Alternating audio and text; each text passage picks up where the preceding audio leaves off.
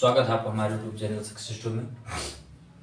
आज motion and force के जो हमारा लेक्चर चल रहा है मोशन का 5वां 6वां लेक्चर है, जिसमें हम लोगों ने कल जितने मोशन होते हैं सरल आवर्ती गति इन सारी चीज़ों के बारे में कल मैंने अध्ययन किया था। जो पहुँचते पहुँचते हम लोगों ने पहुँचे थे। आज की वीडियो हम लोग अध्ययन करेंगे न्यूटन्स लॉ के बारे में अध्ययन करेंगे। चैप्टर का नाम है मोशन एंड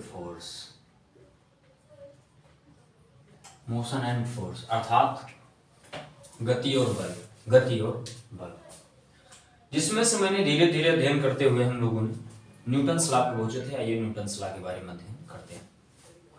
न्यूटन का नियम,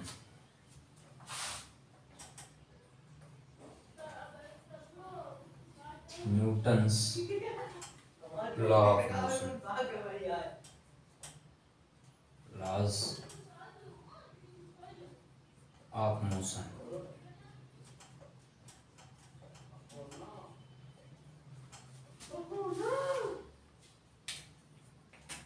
न्यूटन के गति नियम,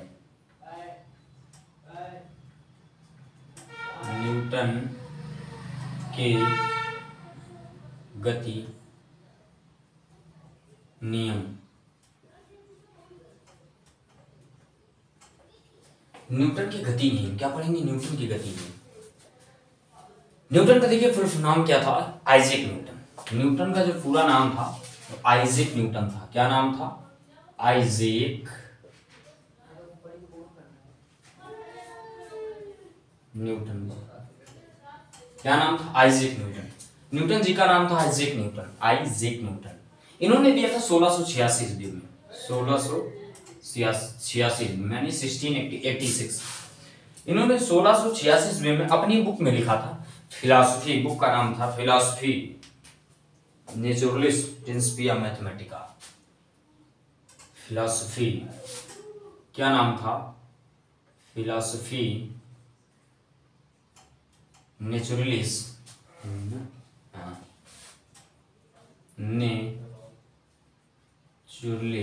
फिलॉसफी नेचुरलिस प्रिंसिपिया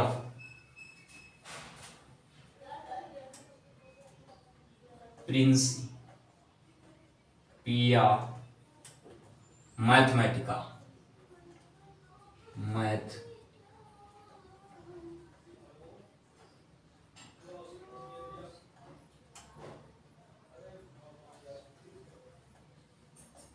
मेरी बात तो समझो जाओ। आइजैक न्यूटन ने गति के 3 नियम दिए थे। तीनों नियम क्या क्या है अभी जस्ट समझेंगे, 5 मिनट में ही समझो मेरी बातों को। किसी भी चीज को थोड़े में समझना है। देखो, बड़ी बात करने से कोई जरूरी नहीं। हमारे आइजैक न्यूटन साहब इतने, तो अब क्या करें, इतने वैज्ञानिक आ गए हैं साइंस में कि पढ़ते पढ़ते साल आप बुढ़ावा हो जाइए, शादी हुए तक न पूछो बालवा पड़ जाइए। अत्ते तो साइंटिस्ट आए, लेकिन अब क्या करना है, पढ़ना तो वही है, पढ़ना तो पड़ेगा ही। 1686 में सर आइजैक न्यूटन ने अपने बुक में जो नाम दिए थे philosophy naturalis Principia Mathematica, philosophy naturalis Principia Mathematica में इन्होंने अपनी कुछ चीजें बताई मोशन के बारे में। क्यों बताया? इन्होंने देखा कि मोशन लगने से पहले और वस्तु किस अवस्था में, मोशन लगने के बाद किस अवस्था में है, उन दोनों में क्या रिएक्शन हुआ, इसके बारे में उन्होंने 3 नियम दिए। उन्होंने कितने नियम दिए? 3 नियम दिए। उन्होंने कितने नियम दिए? 3 नियम दिए। फर्स्ट लॉ जो है वो है जड़त्व का नियम। किसका नियम कहा गया? जड़त्व का नियम। मेरी बात को समझना, मैं लिखूंगा कुछ नहीं, मैं सिर्फ जो है जड़त्व का नियम, इंग्लिश में बोलेंगे law of inertia, law of inertia. देखो ये क्या है? जड़त्व का नियम। पहले समझो जड़त्व क्या है। जड़त्व के नियम में इन्होंने बताया कि जब कोई वस्तु है वो भाई जैसे रुकी हुई है तो रुकने के फॉर्म में रहना चाहती है। अगर वो रुकी है तो रुके रहना चाहती है, और अगर वो चल रही है तो फिर वो चलना चाहती है। नहीं समझ में आया? अगर वो चल ही रही है तो चलना चाहती है, और वो रुकी है तो रुकना चाहती है। अर्थात सारांश समझो छोटी मोटी बातों में कि वस्तु कोई है तब तक अपने स्थान पर रहेगी जब तक कि उस पर कोई दूसरा बल ऊपर से न लगे। नहीं समझ में लगा? जब तक कोई आउटर मोस्ट फोर्स न लगे। अर्थात जैसे मैंने कहा कि ये शीशा है, ये क्या है? शीशा है। ये तब तक हमारे ऊपर रहेगा जब तक कि हम इस हाथ से इसको हटाएंगे नहीं। अर्थात ये ऊपर बल है, जब तक कि बाह्य बल अर्थात बाहरी बल कोई नहीं लगेगा तब तक वो रहने का प्रयास करती है। जैसे मैंने कहा, और देखो जैसे मैंने कहा कि मान लीजिए कोई दो व्यक्ति हैं बस पर बैठे हुए हैं। क्या है? बस पर बैठे हुए हैं। अब देखो बस पर तुम कभी बैठते हो ना, समझना मेरी बात हो, बस पर चलते हो तो जब बैठते हो, जब गाड़ी अचानक चलती है, गाड़ी क्या कर सकती है? अचानक चलती है, तो तुम अचानक क्या हो जाते हो? क्या करते हो? आगे की ओर आ जाते हो। क्या होते हो? अचानक जब चलती है ना तो तुम ऐसे झुक जाते हो, मतलब एकदम तरीके जैसे लगता है कभी गिर जाएंगे तुरंत। समझ में नहीं आया? जब अचानक चलती है गाड़ी तो तुम ऐसे पीछे चले जाते हो। क्यों? समझो मेरी बातों को। जैसे ही कोई बच्चा बैठा हुआ है, अगर जैसे ये मान लीजिए किसी बस पे है, क्या कर रहा है? बस पे एकदम बढ़िया तरीके से बैठा हुआ है, एक सीट पर खड़ा है, और किस पे खड़ा है? बस पे खड़ा। मेरी बात को समझो। तो इसका जो निचला भाग है ये इसके संपर्क में है, ये एट रेस्ट में है तो ये तुरंत एट रेस्ट में आ जाएगा। ये मोशन के फॉर्म में जैसे ही जाएगा स्टार्ट करने के बाद इतना हिस्सा ये कमर से नीचे, कमर समझते ना, कमर यहां से, मतलब यहां से कमर से जहां से बेल्ट बांधते हो, इसके नीचे वाला तुम्हारा जो है उसके हिस्से पे होता है। किसके हिस्से पे होता है? जिस बस पे तुम बैठो उसके हिस्से पे होता है, मतलब उसका हिस्सा और इसका हिस्सा मिला हुआ होता है। तो जैसे ये मोशन के फॉर्म में आती है तुरंत ये भी मोशन के फॉर्म में आ जाता है। लेकिन इसके ऊपर का हिस्सा जो होता है उस पर मोशन नहीं होता, वो एट रेस्ट के फॉर्म में तब भी रहती है, वो एट रेस्ट के फॉर्म में तब भी रहती है। मेरी बात को समझना, ये तो चल दिया लेकिन ये एट रेस्ट के फॉर्म में तब भी रहती है। तो जैसे ही हम ये आगे बढ़ाते हैं तो ये तुरंत पीछे की ओर झुक जाती है। क्या करती है? झुक जाती है। क्या करती है? झुक जाती है। झुक जाता है, जाती है, ये पीछे की ओर झुक जाती है, उसका विरोध करती है। अर्थात ये अगर एट रेस्ट के फॉर्म में है तो एट रेस्ट के फॉर्म में ही रहना चाहती है। अर्थात ये अगर विरामावस्था में है तो ये विरामावस्था में ही रहना चाहती, चलना नहीं चाहती। लेकिन अब क्या करें, नीचे वाला चल दिया तो उसको चलना तो पड़ेगा ही।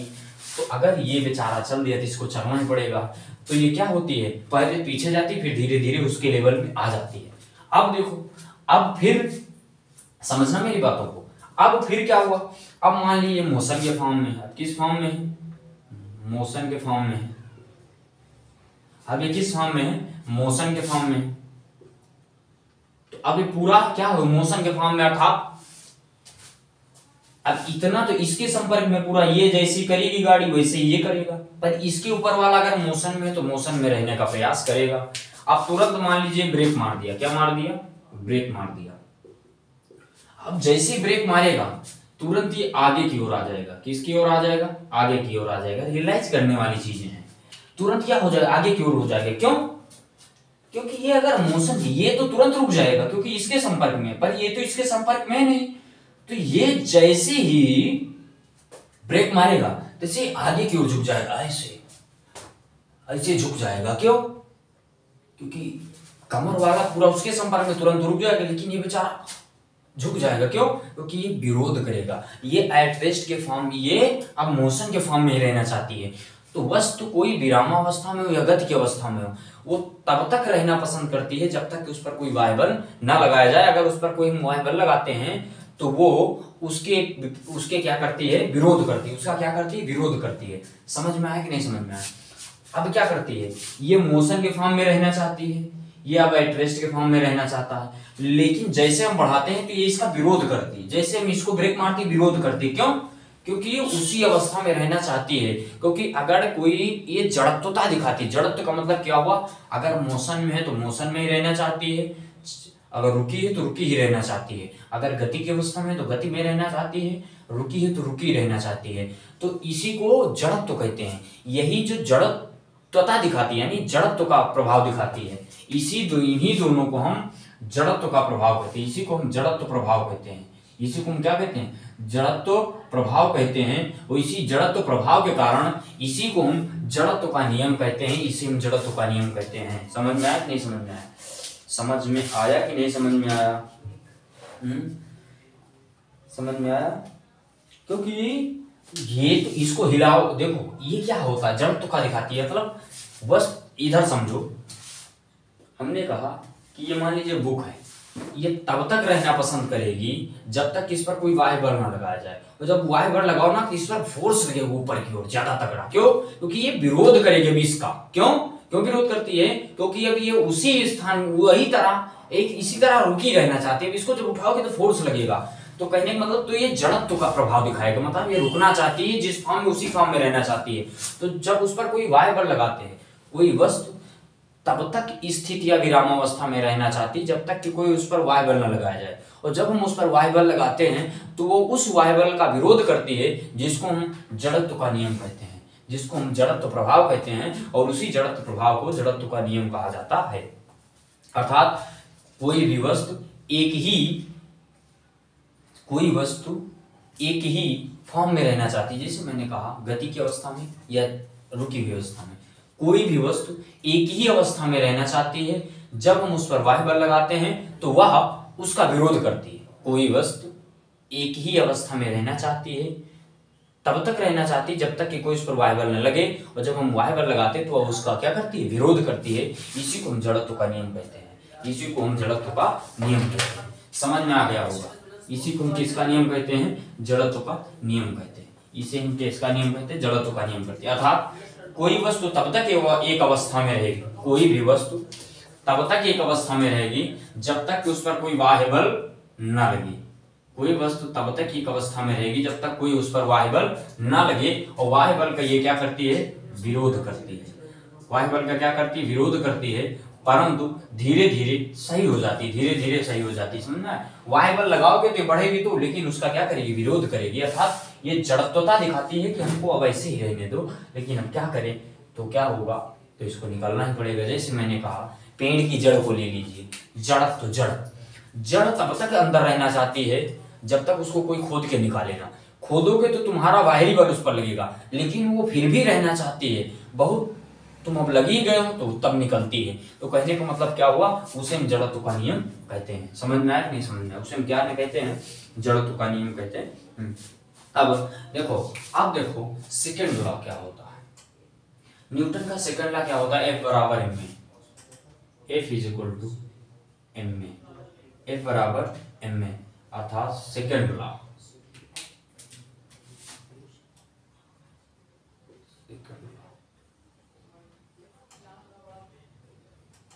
क्या हुआ? Second law. बाबू समझना मेरी बातों, बहुत नंबर 1 की क्लास है। F बराबर m में किसी वस्तु में संवेग परिवर्तन की दर को, क्या मैंने कहा? देखो समझना मेरी बातों में, किसी वस्तु में संवेग परिवर्तन की दर उस पर आरोपित बल के बराबर होती है। अब संवेग क्या है?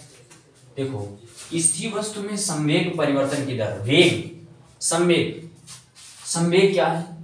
द्रव्यमान और वेग के गुणनफल को हम किस नाम से जानते हैं? संवेग के नाम से जानते हैं। किस नाम से जानते हैं? संवेग के नाम से जानते हैं। लेकिन हम तुमको संवेग बाद में पढ़ाएंगे, तुमको बुकिश लैंग्वेज नहीं पढ़ना, डायरेक्ट पढ़ो। यहां से डायरेक्ट पढ़ो, इसको छोड़ो। बुक में क्या दिया हुआ है? बुक में जो तुमको मिलेगा, किसी वस्तु के संवेग परिवर्तन की दर पर किसी वस्तु के संवेग परिवर्तन की दर पे जो उस पर लगाया गया बल है वह उसके समानुपाती होता है, अर्थात एक प्रोपोर्शनल mv।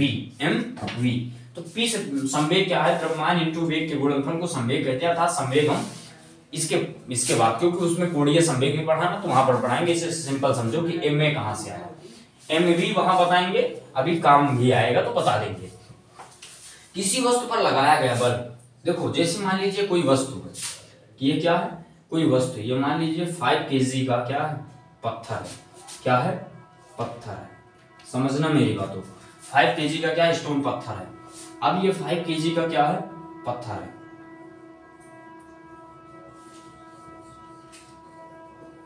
जैसे लगता है कि ये वो हूं रिक्तिका में क्या होता है, सब दुनियादारी जो भी होती है होता नहीं। अब ये 5 kg का क्या है, पत्थर है। अब बताओ इसका, मान लीजिए इसका मास कितना है, 5 kg, इसका मास कितना है, 5 kg तुमको गिवन है।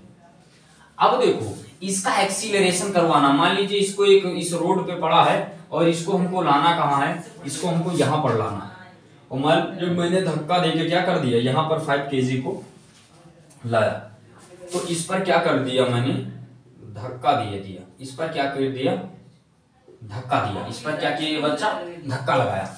आप बताओ ये चीज, जब इस पर ये धक्का लगाया यहां तक आया, तो इसमें कुछ एक्सीलरेशन हुआ कि नहीं हुआ। एक्सीलरेशन क्या है, a rate of change of velocity is called acceleration. A rate of change of velocity, velocity अगर चेंज हो रही है तो एक्सीलरेशन है कि नहीं है। अपना स्थान परिवर्तन कर रहे हैं, जिसमें वेलोसिटी चेंज हो रही, मतलब मैं एक्सीलरेशन कर रहा हूं।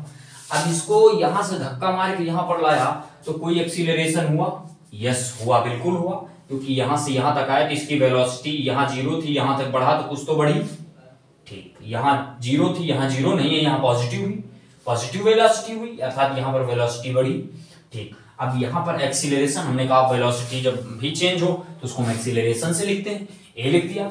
अब बताओ एक्सीलरेशन में ये बढ़ा कौन, मास। अब तो मास और एक्सीलरेशन का दोनों को मल्टीपल हुआ कि नहीं हुआ, इसका क्या मास है, एम है ना इसका। अब यही एम चेंज हुआ, तो क्यों चेंज हुआ, एक्सीलरेशन में कौन बदला, एम, तो एम और एक्सीलरेशन का क्या हुआ, मल्टीपल हुआ कि नहीं हुआ। अब बताओ अब कौन बल लगाया, ये लड़का बल लगाया, क्या लगाया, एफ, तो किसके कारण एफ बराबर एम में, अर्थात ये बराबर बल लगाया, ये जो बल लगाया वो बराबर होगा इसके मास और जो एक्सीलरेशन चेंज हुआ, इन दोनों के मल्टीपल के क्या होगा, बराबर होगा। किसी वस्तु पर लगाया गया बल उसके द्रव्यमान और त्वरण के गुणनफल के बराबर होगा, नहीं समझ में आया। किसी वस्तु पर लगाया गया बल इसके द्रव्यमान और त्वरण के गुणनफल के क्या होगा, बराबर होगा, समझना मेरी बात हो। किसी वस्तु पर लगाया गया बल उसके द्रव्यमान, उस वस्तु के द्रव्यमान उसके त्वरण के गुणनफल के बराबर होगा। समझ में आया कि नहीं आया, समझ में आ गया होगा। तो क्या हुआ, मैंने कहा इसको बोलेंगे, इस पे बोलेंगे क्या हुआ, लगाया गया बल बराबर होगा, समझो मेरी बात होगी, लगाया गया बल बराबर होगा द्रव्यमान और त्वरण के, किसके, द्रव्यमान और त्वरण के गुणनफल के, किसके, लगाया गया बल बराबर होगा द्रव्यमान और त्वरण के गुणनफल के, F बराबर m में। अब तुमको आएगा प्रूफ करना इस फार्मूले को, ये तुम्हारा एक फार्मूला है मान लीजिए। अब इसको तुमको क्या करना है, प्रूफ करना है। तो प्रूफ कैसे करोगे, मेरी बातों को समझना, मेरी बातों को एकदम विधवत ले लो, क्योंकि इसके बाद क्रिया प्रतिक्रिया के नियम, उसके बाद टाटा बाय बाय बोल के एक गाना गाएंगे, अरे मिले जो तेरे नैना हमारे नैनों से। फार्मूला देखो, फार्मूला प्रूफ करना, F बराबर m में, F बराबर m में, देखो F बराबर m में तुमको क्या करना, फार्मूला को प्रूफ करना।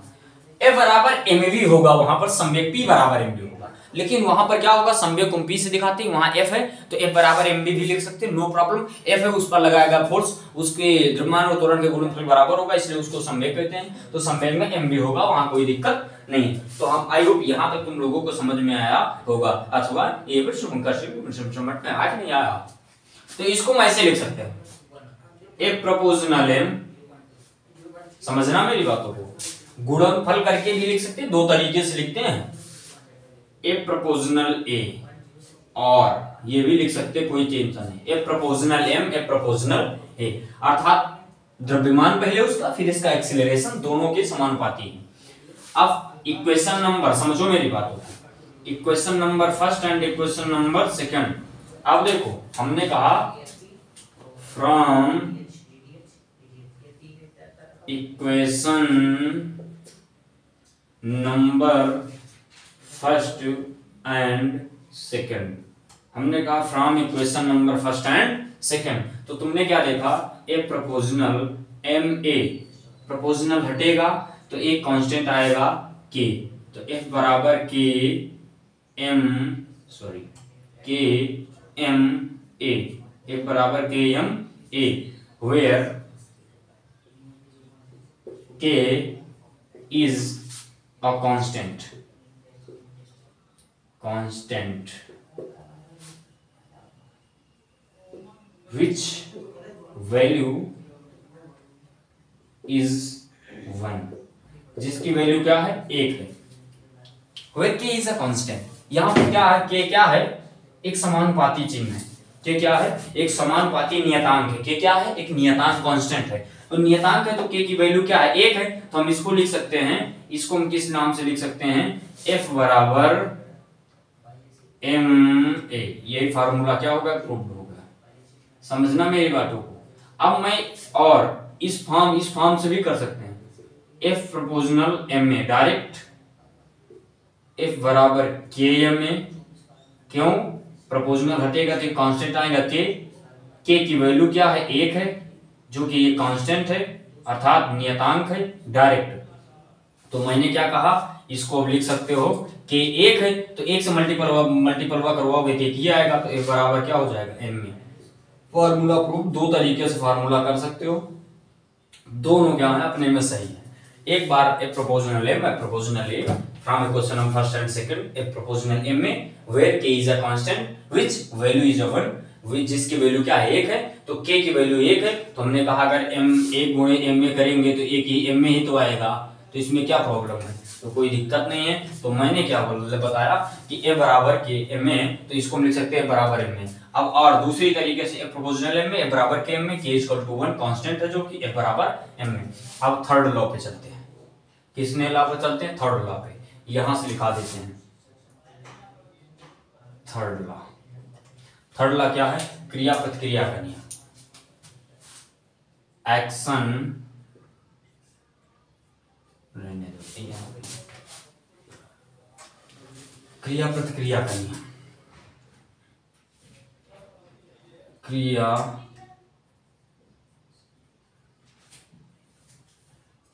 प्रतिक्रिया का नियम।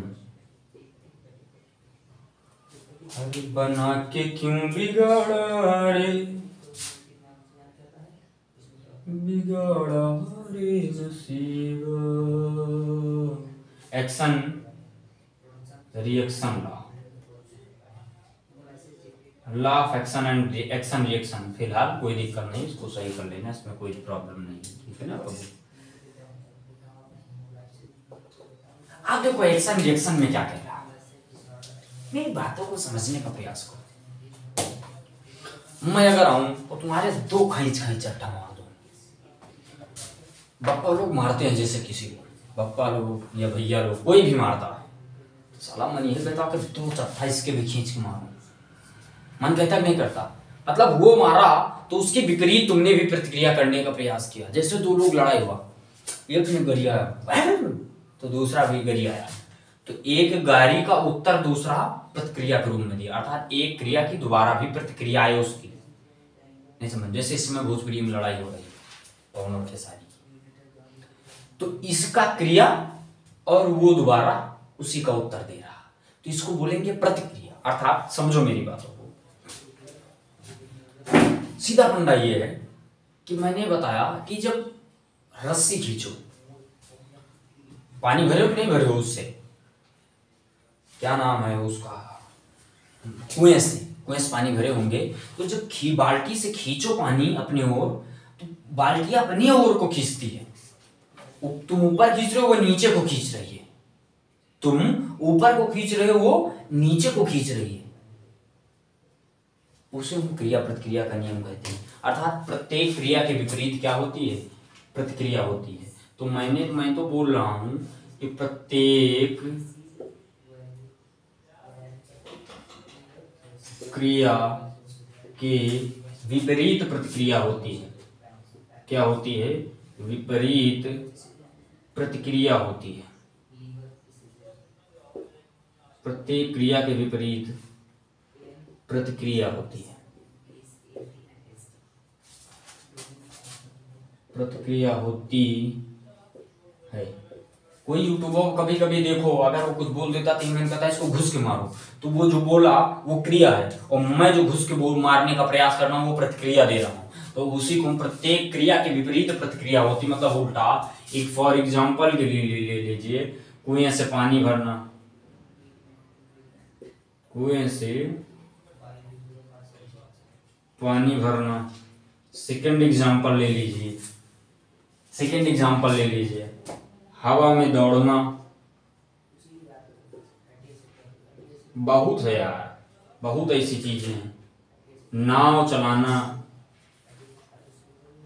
चलाने में भी लगती है, तुम उसका जितना खींचते हो उतना। बहुत ऐसे हैं। गाड़ी को चलना,